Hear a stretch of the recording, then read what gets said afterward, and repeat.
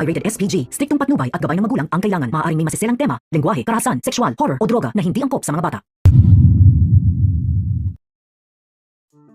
Tila nang liliit ang paningin nitong si Uwak at Lawin sa ating bidang si Gabo matapos nga nitong iligtas ang mag-ina't humingi ng tulong kay Tatang upang mabayaran ang bill sa ospital ng ginang na ngayon ay ooperahan para madugtungan ang buhay nito. Samantalang dito na nga ngayon iminungkahi ni Tatang na marami siyang misyon na kayang ibigay kay Gabo. Subalit ang tanong ay kung kakayanin na ba ni Gabo na harapin ang malawak at maimpluwensyang iba't ibang klaseng mga kriminal. Subalit depensa ni Gabo na handang-handa na siya kung ito ang kinakailangan para malinis ang bansa ay gagawin niya umano. Talamak na ang kasamaan kaya kinakailangan ng putulin ang mga sungay ng mga ito. Kaya naman, anya pa ni Mang Tomas, nabigyan nila ng pagkakataon si Gabo dahil napatunayan naman ni Gabo ang kanyang sarili sa misyon na ibinigay ni Tatang. Sa pagkakataong ito ay pumabor ang mga kasamahan ni Tatang kay Gabo maliban nga kay Lawin at Uwak.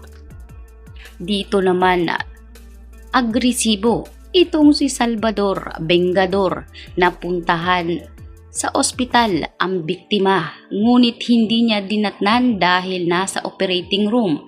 Ikinagulat ni Salvador na nakita niya na naman si Gabo doon kaya tinanong niya kung ano ang ginagawa ni Gabo sa naturang ospital. Nalaman nga ni Salvador na si Gabo pala ang lalaking tinutukoy na nagligtas sa mag-ina. Kaya naman agad sanang i-interviewin nitong si Salvador si Gabo, subalit tumanggi ito. Hindi niya umano kailangang sumikat at wala sa bukabularyo niya ang magpakuha ng video para lang malaman ng lahat ang kanyang ginawa.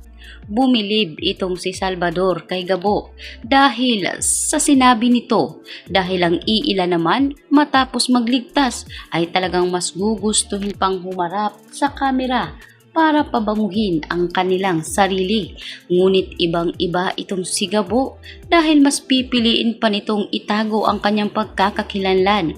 Kaya naman itong si Salvador ay pinuntahan na ang tiyahin ng naturang bata na kasalukuyan na kasama ng bata doon. Dito isinalaysay ng ginang ang lahat ng nangyari kasama na ang binatang tumulong at nagsalba umano dito sa kanyang hipag.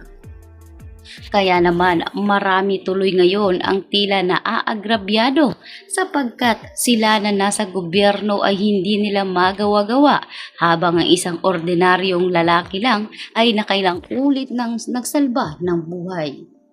Habang itong si Sam tuluyan ng suspindido, ngunit may pagkakataon itong mag-apil, ngunit dahil sa pangengialam nitong si Pia ay matutuloy na ang suspended nitong si Samantha. Hindi nga tinanggap ng NCIA ang kanyang panig, kaya naman nakadepende umunot nakasalalay sa sasabihin ni Mr. Chan ang suspendido ni Samantha. Kaya naman matapos iyon ay agad nang umalis si Samantha habang itong si Mr. Chan ay ilalakad na para ilipat ito sa ibang facilities.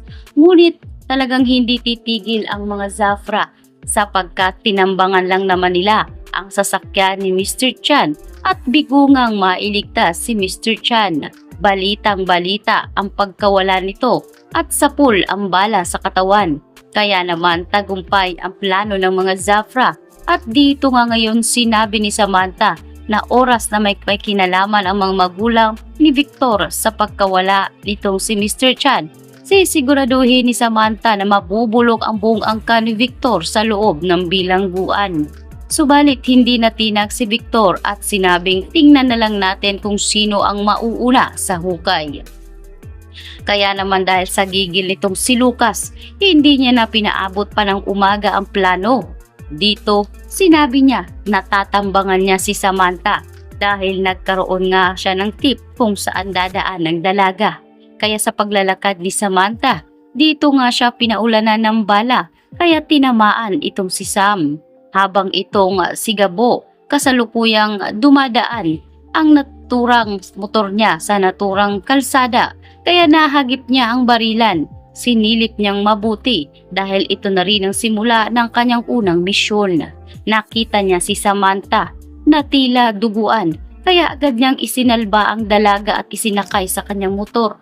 Dito na pala magsisimula ang kwento ng dalawa na kung saan mauuna ngang mag-aaway pa ito kaysa magtulungan sa isa't isa. Dahil hindi nga nagustuhan ni Samantha ang tila pasulpot-sulpot na parang kabute ni Gabo dahil sira umano ang nauna nilang misyon dahil sa pangingialam ni Gabo. Samantalang dito nga susubukan ni Gabo na pagalingin itong si Samantha. Wala namang kaalam-alam itong si Ricardo sa nangyari ngayon sa kanyang anak habang ibinalita na ni Ricardo na ang kanyang anak na si Samantha ay siguradong paglalamayan na. Kaya wala namang alam itong si Ricardo na magtatangka sa buhay ni Sam.